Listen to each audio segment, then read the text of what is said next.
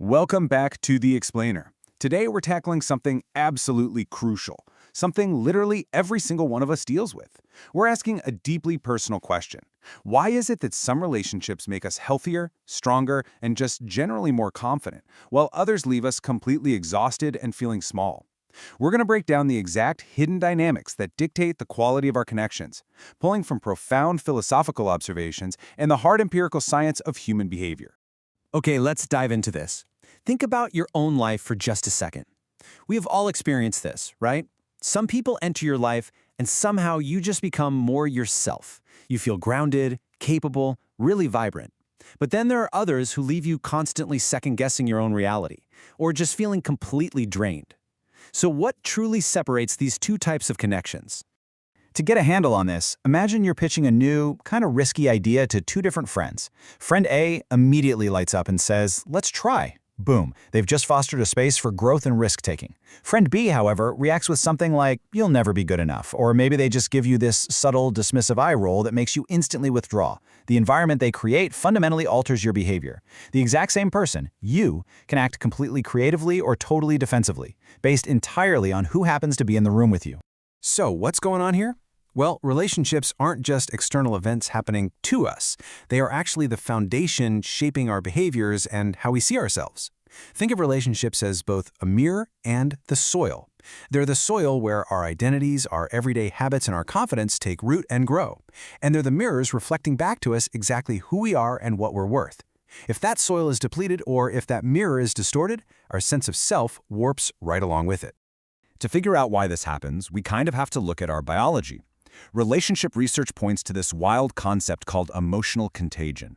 It's essentially an invisible social force field that binds people together through shared sensations. Humans naturally spread habits and emotions to one another. If someone around you is chronically anxious, defensive, or angry, that mood literally spreads right into your own nervous system. We unconsciously imitate the people around us and absorb their energy without even realizing it. And this brilliantly illustrates a philosophical observation made by author Robert Greene in his book, The Laws of Human Nature. He points out that to this day, we humans remain highly susceptible to the moods and emotions of those around us. We love to imagine we're always acting out of our own absolute free will, but we're often completely unaware of just how deeply we're absorbing the energy, the ego, and the emotional projections of our partners, friends, or coworkers. Because we act like sponges around other people. Greene argues that our most critical social skill is learning how to accurately read someone's character. He advises us to completely ignore the front, that superficial charm or their impressive resume. Instead, we have to observe past patterns of behavior. People rarely do something just once, and most importantly, you want to see how they handle adversity. Do they take responsibility when things go wrong, or do they completely shut down and blame everyone else? Spotting these patterns naturally helps us decode who we're actually dealing with. Let's contrast them. A person with strong character adapts. They learn from their mistakes and actively work to improve themselves and the relationship. But someone with weak character, they repeat the same negative actions and fall right back into compulsive defensive patterns the minute the pressure is on. Recognizing these behaviors early helps us figure out exactly whose influence we are allowing into our lives. Let's shift gears a bit. This natural give and take brings us to the rules of social reciprocity. In his landmark book, Influence, Robert Cialdini breaks down how compromise is an unbelievably powerful force in human relations. People have this innate, deep-seated drive to uphold their social obligations. When someone makes a concession or helps us out, we are literally wired to return the favor. Healthy relationships naturally run on this fluid, balanced exchange of mutual support. Let's move to how this builds in the real world. How do we actually foster that reciprocity every day? Well, it really comes down to consistency and genuine liking. Building a true exchange means respecting the other person's boundaries, admitting your own mistakes quickly, and approaching disagreements without jumping straight to hostility. This kind of consistent mutual respect is the absolute bedrock for establishing real trust. But why does all this trust and reciprocity even matter? It's all about finding meaning. In his profound book, Man's Search for Meaning, psychiatrist Viktor Frankl highlights that human connection and love are what give our lives ultimate purpose. We are fundamentally wired to take responsibility for each other. When that deep need for meaningful connection is met, we thrive. When it isn't, we break. A true sense of belonging is what gives our relationships their highest purpose. When that profound need for connection is actually met in a practical, day-to-day way, it creates a dynamic that researchers call psychological safety. This is a brilliantly simple, totally non-melodramatic term for what makes a connection actually work. It's just a shared belief that the environment is safe for interpersonal risk-taking. It means you can be your authentic, messy, imperfect self without the constant fear of being punished, humiliated, or rejected.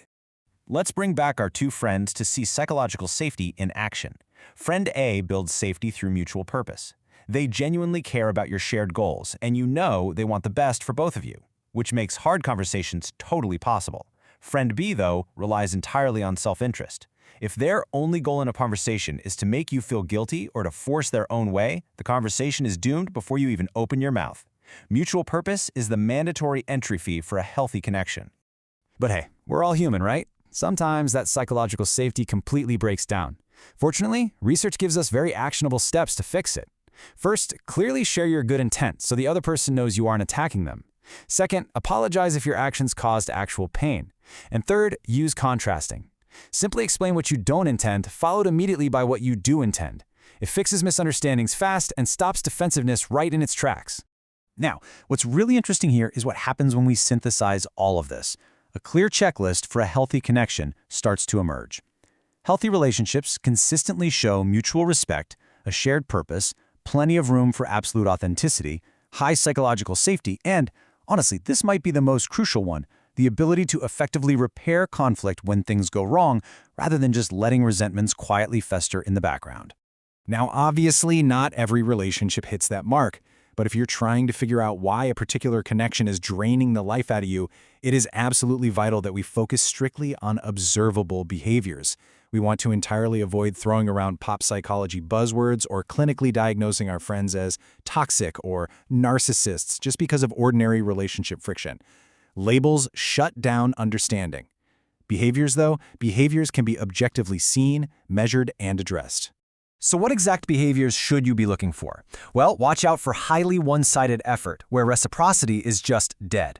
Look out for repeated disrespect, the intentional withholding of affection as a way to manipulate you, a lingering fear of honest communication, and constant, repeated boundary violations. And look, carefully keep this in mind. One bad interaction does not define an entire relationship.